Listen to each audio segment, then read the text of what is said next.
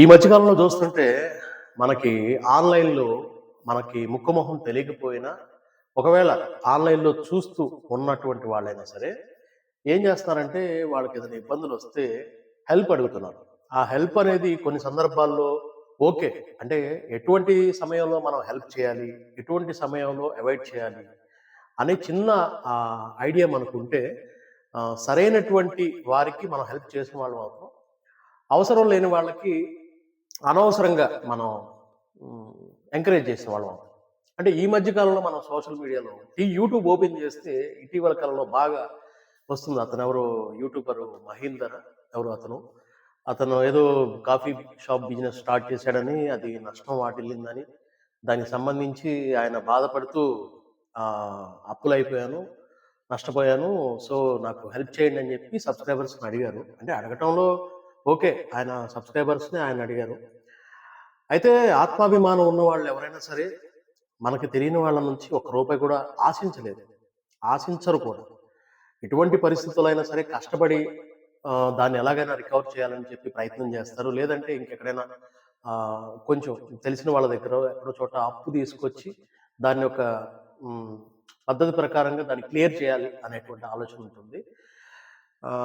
చాలామంది ఆయన్ని బేస్ చేసుకొని చాలా వీడియోస్ చేస్తున్నారు, ట్రోల్స్ చేస్తున్నారు, తిడుతున్నారు. ఒకటి ఆ సబ్‌స్క్రైబర్స్ అనేది వాళ్ళు చూస్తున్నారు ఆయన్ని. సరే ఆయనకేదో హెల్ప్ చేయాలంటే చేశారు.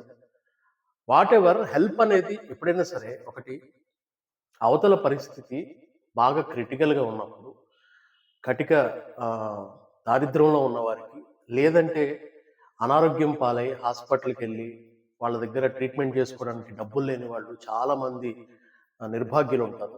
అటువంటి వారికి హెల్ప్ చేస్తే అది ఒక అర్థం ఉంటుంది.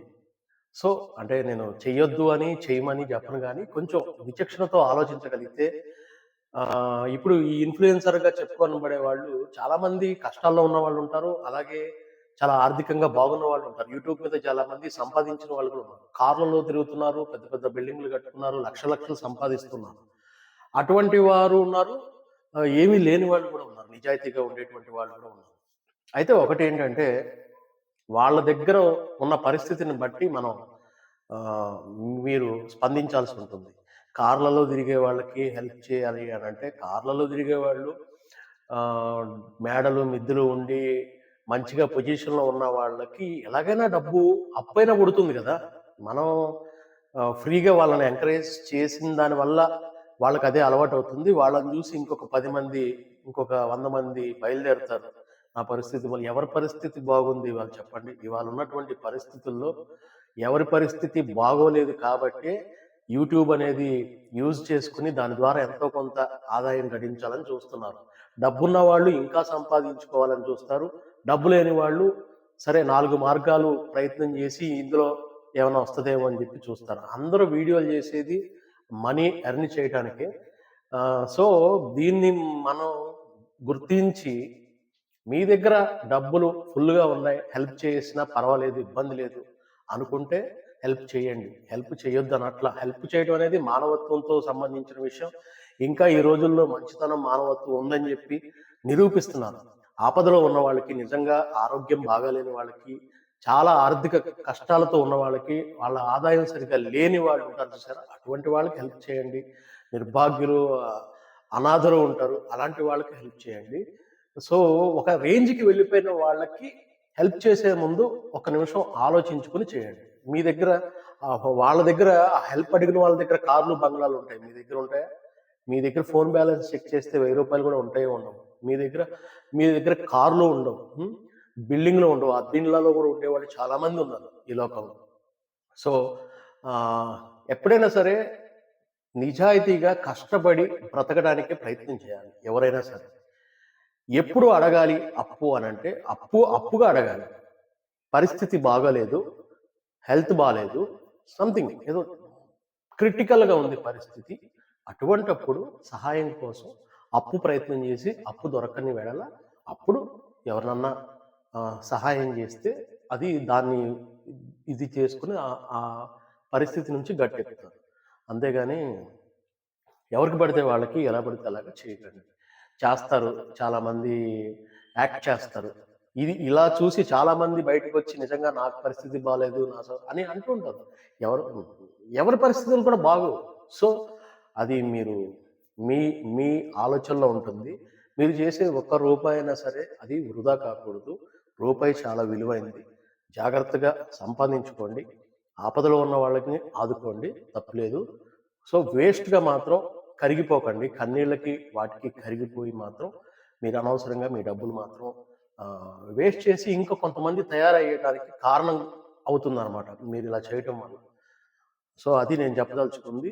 అంటే నేను అతను తప్పు అని అనట్లేదు. వేసిన వాళ్ళు తప్పు అని కూడా అనట్లేదు.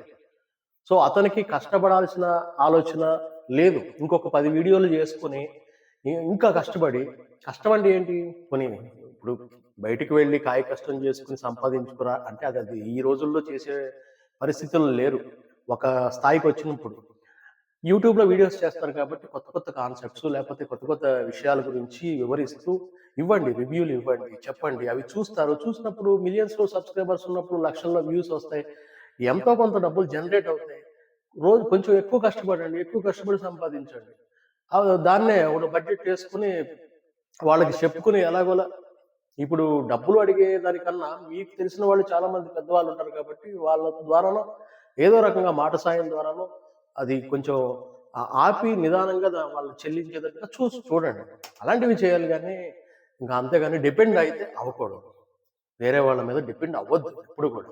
మళ్ళీ ఆ తర్వాత వచ్చిన డబ్బులు చిన్న చూపు కూడా చూడొద్దు. రూపాయి వచ్చిందా, రూ. 10 వచ్చిందా అని చూడొద్దు. అడగటమే తప్పు. మళ్ళీ అందులో వాళ్ళని ఎగతాళి చేయటం అంటే ఎందుకివ్వాలండి? ఎందుకివ్వాలి చెప్పండి?